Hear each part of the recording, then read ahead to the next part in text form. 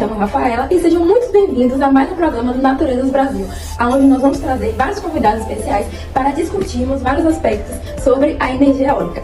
Bom, o nosso primeiro convidado que vem aqui no nosso estúdio é o professor Marcos Paulo, especialista em engenharia elétrica pelo Senese Matec. Seja muito bem-vindo, Marcos. Olá, muito obrigado, Rafaela. Boa tarde. Boa tarde. Uma boa tarde a todo o público do Naturezas Brasil.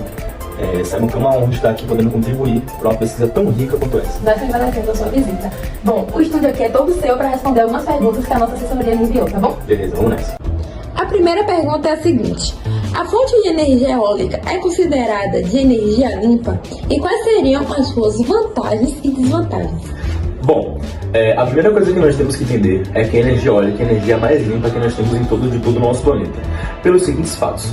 Primeiro, durante todo o seu processo de produção e captação e tudo que envolve energia eólica, não são emitidos nenhum tipo de gás poluente ou gases por efeito estufa. Segundo, a fonte de energia eólica é o vento, logo é inesgotável. Então, no futuro tão próximo ou tão distante, não vão ser necessárias formas artificiais para conseguir essa forma de energia. Bom, uma outra coisa que é importante ressaltar também são os tipos de parques eólicos que existem em todo o mundo. O primeiro, que é o mais comum, são os terrestres. Esse aqui, inclusive, é aqui na Bahia, certo? Mas também existem os parques marítimos, que são chamados offshore. Agora, para as vantagens e desvantagens, as vantagens são justamente o que eu já falei: não produzem gases poluentes, são de uma forma natural e não prejudicam a saúde de ninguém. Mas já as desvantagens, primeira, a poluição visual, porque querendo ou não, você está morando num lugar no seu interior da Bahia e ficar vendo aquela hélice gigante é um negócio muito feio.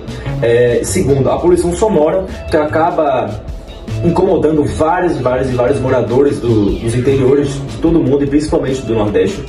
E principalmente o tráfego dos passarinhos, que infelizmente alguns acabam falecendo, tanto por conta da sua sensibilidade auditiva, quanto porque acabam batendo nas hélices, enfim.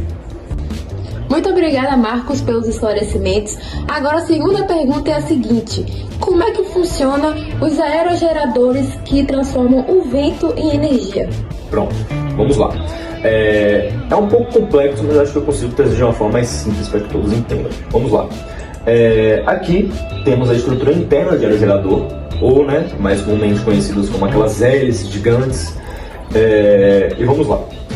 Os ventos vêm a favor das hélices e as hélices entram em movimento. Mas aqui na ponta existe um rotor. O que é um rotor? É uma engrenagem que vai captar esse movimento, e esse movimento vai ser passado para esse bloquinho aqui, que é o eixo do rotor. Do eixo do rotor, esse movimento vai ser passado para a engrenagem multiplicadora de velocidade, que o próprio nome já diz, vai multiplicar a velocidade. Então, se por exemplo, as hélices, que geralmente giram de uma forma muito lenta, estão girando a, não sei, um exemplo, uma hipótese, 2 km por hora, aqui vai estar a 50 km por hora. Justamente para que aconteça uma movimentação muito rápida e essa energia cinética possa ser transformada em energia elétrica no gerador elétrico. Sendo transformada em energia cinética em energia elétrica, e depois disso vai ser passada para a rede de energia, que vai para a distribuição. Mas ainda tem duas peças muito importantes dos aerotransmissores. Uma delas é o anamômetro. O que é um anamômetro? É basicamente um vigilante dos ventos. Qual a função dele? É vigilar a velocidade e a direção dos ventos. Caso a velocidade ela esteja muito alta, ela atinja o seu limite, dentro dessa estrutura existem freios, os quais vão parar o funcionamento desse aerogerador para evitar uma catástrofe maior e gerar muitos custos. Agora em outro caso, caso esteja numa direção contrária aos ventos, esteja uma forma que esteja desfavorecendo a produção de energia, esse anamômetro vai mandar um sinal para essa engrenagem aqui, a qual vai girar toda a estrutura de uma forma que fique favorável aos ventos, aumentando a sua performance para que a produção de energia seja muito maior. Mas voltando, do gerador de energia, o gerador elétrico vai para a rede, e da rede saem por vários fios que estão aqui dentro e vão para uma rede de distribuição de energia. Disso vão para as redes de distribuição para as casas, apartamentos, enfim, as mais diversas formas de consumo de energia em todo o Brasil. Bom, eu pedi para uma aluna minha fazer uma maquete para que seja explicado de uma forma mais ilustrativa, para que vocês também consigam entender o funcionamento da energia eólica. Bom, como vocês podem ver, essas pás amarelas seriam as hélices, certo? Que ao entrar em movimento vão girar naquele ponto preto, certo? Que seria o rotor, que vai captar o movimento e vai fazer a movimentação desse motor prata, que nos aerogeradores seriam os geradores elétricos, transformando então a energia cinética em energia elétrica ligando o LED.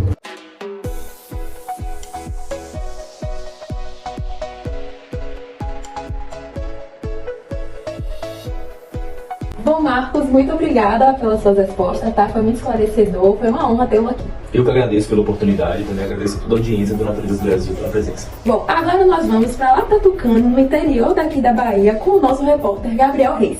Olá, Brasil, me chamo Gabriel e hoje estou aqui no Parque Eólico de Tucano, juntamente ao nosso gestor de projetos e desenvolvimento de energia eólica em nosso país. E tenho algumas perguntas a serem feitas diretamente a ele. Vamos comigo.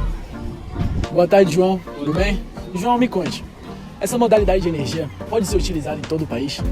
Boa tarde, Gabriel. Assim, ela é uma energia que ela, tendo vento, ela pode ser utilizada. O vento é um recurso inesgotável. Porém, em grandes cidades, não é recomendado, pela zoada que as turbinas fazem. Ok. Sim, João, agora me fale. Quais foram os países pioneiros dessa energia? Bom, os países pioneiros foram China, Estados Unidos, Alemanha e Índia. Ok.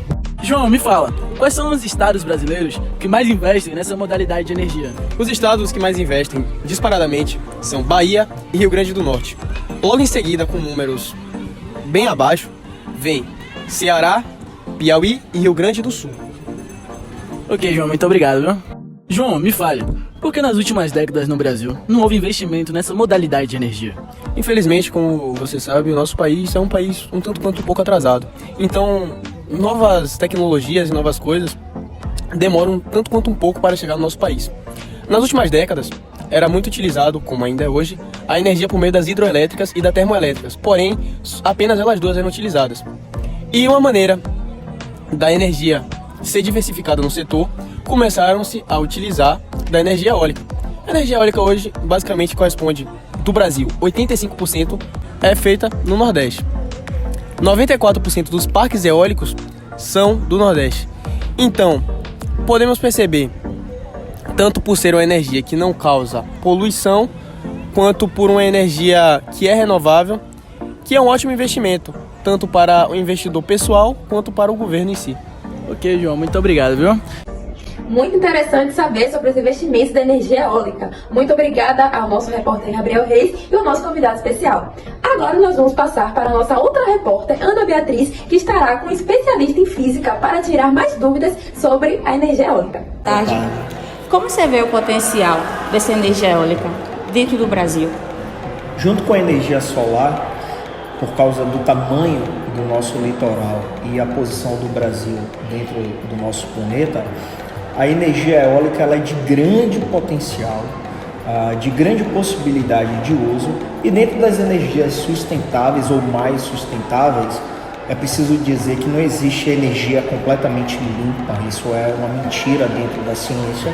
Então, dentro das mais sustentáveis, ou seja, aquelas que produzem menos resíduo, ou que sujam menos, ou que poluem menos, ela é uma das de maior potencial que a gente tem no nosso país. Pronto. Há um questionamento quando relaciona o barulho emitido pelas turbinas com as pessoas que moram próximo a esses parques eólicos. Esse som emitido é prejudicial à saúde? Bem, o que a gente tem como ciência para o ser humano, a interferência do som em nossa saúde está relacionada à intensidade do som, que é medida em decibéis, né? E a gente só vai ter uma intensidade sonora muito alta, muito próximo às turbinas, onde não é possível se construir moradias. Moradias regulares não podem estar próximas às turbinas. Em compensação, nós já temos um estudo ou alguns estudos relacionados à interferência dessas frequências geradas na fauna. Então, morcegos, alguns passarinhos, vida animal sim está sofrendo determinadas consequências em relação a essa poluição sonora. Sim, é uma poluição, tá? Já em relação aos seres humanos, se você for relacionar a distância entre a possível moradia, comércio dos locais onde fica a turbina, esse som não tem intensidade suficiente para a gente considerar que vai fazer mal à saúde humana. Há um desvio de sinal de telefone, de rádio, de televisão, quando é emitido essas frequências? Bem, aí a gente tem que pensar nos fenômenos ondulatórios, né? De reflexão, absorção, difração, e aí a gente tem que pensar que cada onda emitida pela emissora, seja ela de rádio, de celular, ela tem um comprimento de onda. Isso tem que estar relacionado ao tamanho das turbinas eólicas de suas pás. Então sim, pode acontecer de ter absorção, ter reflexão e isso interferir totalmente ou parcialmente no sinal. Mas em via de regra, essas turbinas são colocadas afastadas da cidade. E hoje, com o sinal digital, diferente do que a gente tinha na época do sinal analógico, os sinais chegam em nossas casas por satélite. Então os sinais são emitidos para o espaço e do espaço de cima para baixo para a nossa casa. Então, quanto melhor a qualidade do sinal, a probabilidade de ter interferência é muito menor. Agora, talvez as ondas de rádio, do rádio da sua cidade, seja FM ou AM, sofram um pouquinho mais que isso. Talvez, e aí eu não posso afirmar porque a gente tem que fazer uma comparação com os comprimentos de onda, os sinais de celulares possam sofrer. Mas de maneira geral, isso não é um grande problema. Luiz, a gente agradece a sua disponibilidade para nos ajudar. Todas as perguntas foram esclarecidas. Muito obrigada. Obrigado. Agora nós vamos, infelizmente, finalizar o nosso programa. Muito obrigada a todos vocês que nos acompanharam e até o próximo Natureza do Brasil.